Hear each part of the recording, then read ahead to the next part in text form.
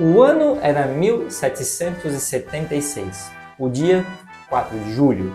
Após uma série de acontecimentos importantes, meses antes, 5 homens seriam encarregados de escrever um dos documentos mais célebres da história humana moderna. Um documento que colocaria fim à história do maior império da modernidade nas Américas e criaria uma nova nação. Estou falando do quê? Da independência americana. Redigida e assinada por, entre outras pessoas, Thomas Jefferson, que naquele momento tinha 33 anos e estava criando uma nação. E você aí, tá fazendo o quê?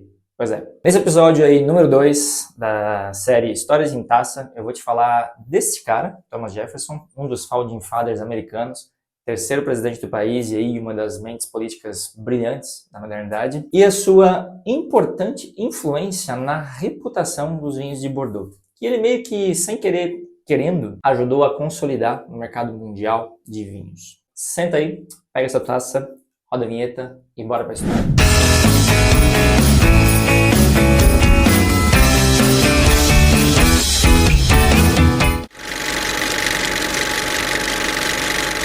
Antes de mais nada, é importante explicar o que Thomas Jefferson e a independência americana têm a ver com a França num primeiro momento. Bem, após os acontecimentos aí de 1776, na Filadélfia, inclusive, esse é o motivo pelo qual o time de basquete da casa lá se chama 76ers.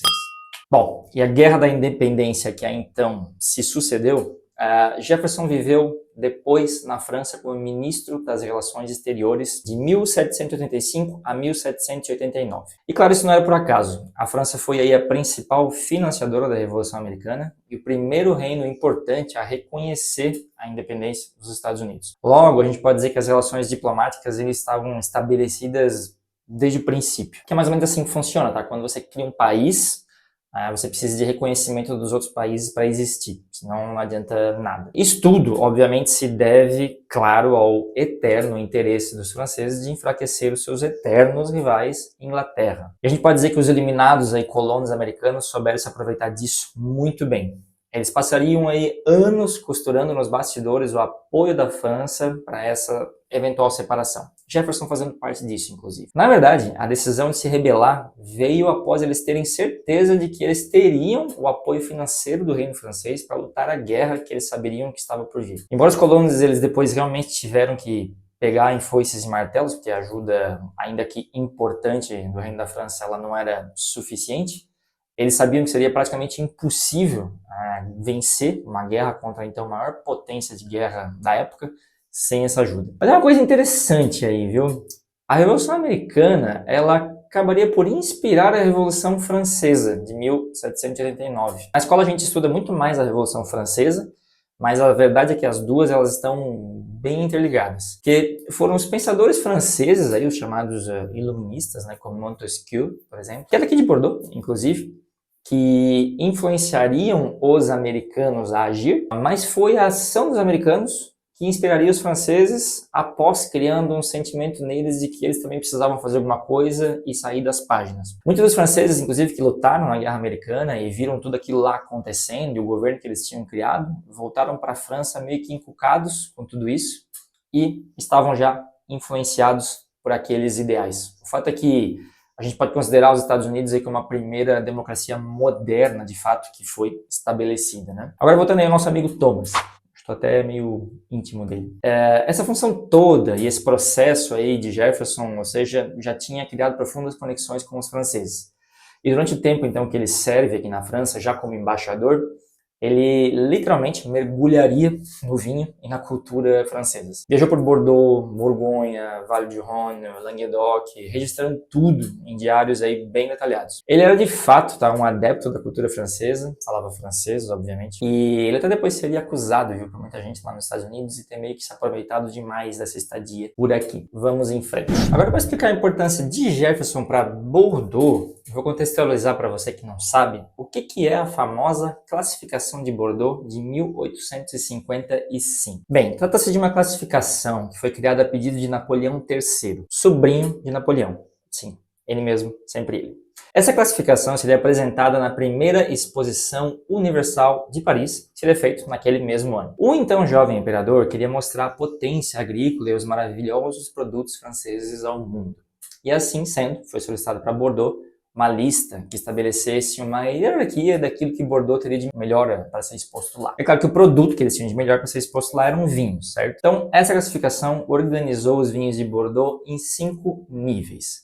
Níveis esses baseados, presta atenção, porque isso vai ser importante depois para a história, na reputação e nos preços que eram praticados por essas propriedades na época. Eu vou explicar melhor como é que tudo isso aconteceu em outro vídeo, ok? Falando como é que ela foi estabelecida, os porquês e os problemas também que ela teve. Enfim, tem muito para falar aí só sobre dessa classificação. Mas o importante é saber que ela se tornaria muito prestigiosa com o passar do tempo, até se tornar a classificação mais prestigiosa do mundo até hoje. Sabe aqueles vinhos bem caros de Bordeaux? Pois é, eles têm essa menção escrita aqui na etiqueta, que está aparecendo agora na tela. As propriedades classificadas, que são ao total apenas 88, foram laureadas, ou seja, elas ganharam esse título para o resto da vida. Agora voltamos novamente aí para o nosso amigo Thomas. Bueno, em 1787, durante uma dessas viagens aí que Jefferson faria pela França, em seu período como embaixador, ficaria claro que ele tinha aí um especial apreço pelos vinhos de Bordeaux, viu? Isso porque Jefferson fez a sua própria classificação dos vinhos que ele visitou, com base, claro, naquilo que ele mesmo considerava qualidade e sabor. Lembrando que ele esteve aqui quase 7 décadas antes de 1855, que é quando a classificação foi estabelecida. Na lista dele não haviam 5 níveis, como na oficial, mas haviam 3. Dando a entender que essa coisa de níveis aí já meio que parava no ar, na verdade. Ele hierarquizou 16 propriedades que ele visitou aqui, nesses 3 níveis, destacando aquelas que ele considerava como primeira qualidade. Eu vou citar aqui os 3 que ele mesmo destacou como primeiros crus ou premier cru. Chateaubriand, Chateau Lafite e Chateau Margaux, que era um grande favorito dele. Ambos, os 3, são premier cru hoje em dia, que são propriedades aí super renomadas. Assim como o Chateau Mouton Rothschild e Chateau Latour figurariam aí no hall dos Premier Crus aqui de Bordeaux. Vale mencionar que o prestigiado Chateau Mouton Rothschild também figurava na lista de Jefferson, mas como um terceiro cru. Por sinal, Mouton Rothschild, mesmo em 1855, na classificação oficial, era um segundo cru. O Chateau só viria a ser promovido a Premier Cru em 1973, ou seja, já bem depois, quase mais de 100 anos depois. Numa lista que jamais mudou, exceto por essa vez. Essa promoção ela é bem polêmica, tá? Ela vai ganhar um vídeo exclusivo também aqui no canal em breve. Meu Deus, tô fazendo vídeo, já tô prometendo um zilhão de outros, mas vou dar um jeito. Bom, até aqui tá tudo bem, mas qual que é a importância dessa lista e dos escritos aí de Jefferson para a classificação oficial? Atuando como courtier, intermediando compras e vinhos de Bordeaux para amigos e compatriotas lá nos Estados Unidos, a gente pode afirmar que a opinião dele e a atuação tiveram um grande peso na valorização e no aumento da reputação das propriedades que ele classificou. Além de que ele consolidou também o vinho de Bordeaux no mercado americano, algo que dura até hoje, viu? Os Estados Unidos eles continuam sendo um dos principais mercados aqui para a região de Bordeaux e os Grand Cru Classés fazem muito sucesso até hoje em dia por lá. Todas as 16 propriedades que ele listou informalmente figuram na lista oficial nos exatos mesmos níveis que ele indicou. E isso é impressionante, né? E como eu disse lá antes, lembra? Notoriedade e preços foram os critérios usados para o estabelecimento da lista oficial em 1855. Como vocês sabem, reputação não se ganha assim da noite para o dia, né? Talvez até hoje sim, mas enfim, naquela época não. E de uma maneira normal, não. Então, assim, dá para dizer que a influência dele contou bastante nisso. É claro que ele jamais imaginaria que isso um dia iria ocorrer, até porque ele faleceu em 1826. Mas, assim, um último detalhe interessante. A lista de Jefferson ela é muito utilizada pelos defensores da classificação oficial hoje. É que existe um certo debate sobre a efetiva importância dela, considerando o contexto atual e a maneira como ela foi estabelecida, não se baseando em qualidade, mas sim somente em preços, etc. O fato é que os defensores argumentam que a lista oficial, ainda que elaborada somente com base na notoriedade de preços, tem no próprio Jefferson a prova de que a reputação dessas propriedades, pelo menos de uma parte delas, já vinha de longa data. Naquela época, reputação era sim sinônimo de qualidade, tá? Porque vinho bom ao menos, não é assim lá tão fácil de fazer mesmo hoje em dia, tá? Com toda essa tecnologia.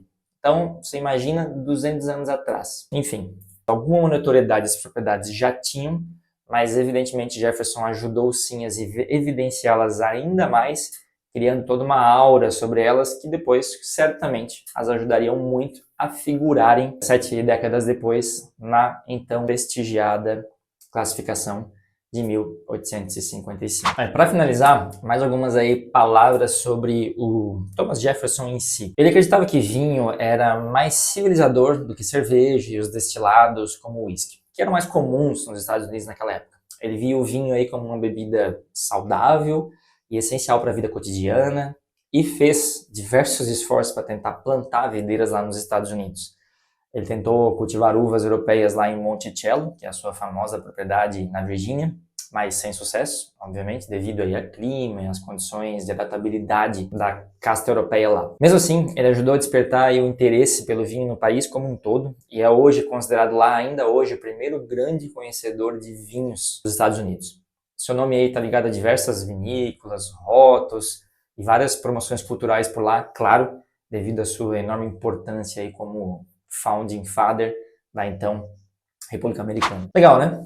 Na temporada passada, inclusive, eu trabalhei no Chateau Lagrange, que é um terceiro cru, que aparece na lista de Jefferson também como terceiro cru. E, inclusive, até por lá tem um quarto com o nome dele, obviamente em sua homenagem, porque ele passou uma noite lá antes de continuar seguindo a sua viagem e degustando vinhos. Então, muito legal, né? E muito bem.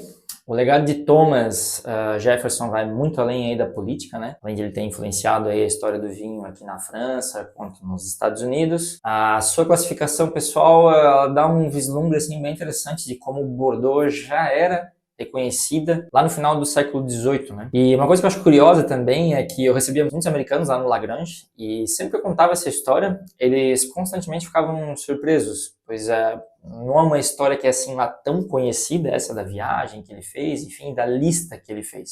E aí, diz aí pra mim, você já conhecia essa história? Qual vinho aí de Jefferson você gostaria de provar? Deixa no seu comentário aí. E se ainda não segue o canal, de novo, aproveita para se inscrever, ativar o sininho, enfim, fazer a boa ação do dia e também para não perder os próximos vídeos. E antes de ir embora, a lista dos 16 vinhos que Jefferson classificou aqui de Bordeaux, vou deixar aqui na descrição do vídeo. Ok? Sempre santé!